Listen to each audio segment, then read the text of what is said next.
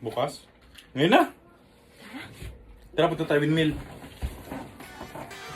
At ito na nga ang start ng budol ng biyahe namin. Siyempre, hindi pwedeng hindi kami naka-job or intercom sa mga spider helmet namin. At ang motor na gagamitin natin ay CF Moto MP800. Soundcheck muna tayo.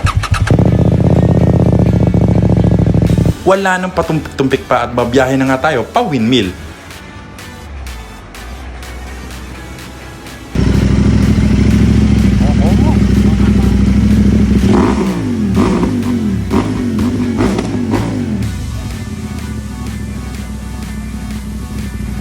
So start na nga ang biyahe namin at kita-kit sa daan. Ingat sa lahat ng babiyahe. Abangan ang mga updates kung saan kami pupunta o mapapadpad papunta doon. At peace out, stay breezy sa lahat.